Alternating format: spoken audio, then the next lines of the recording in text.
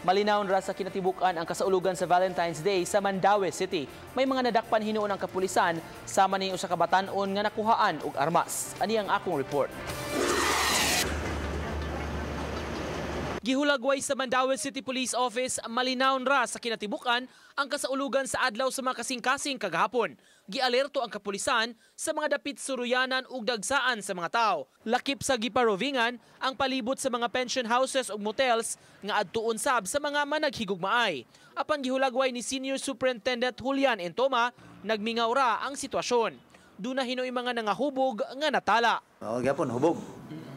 I doubt kung nakainom ba kay Wayuyab or nakainom kay gisugot. Nabason ba ya gisugot? Nalipay siya. Samtang atul sa paghimo og anti-criminality campaign kagahapon, nadakpan kining usa ka batan-on.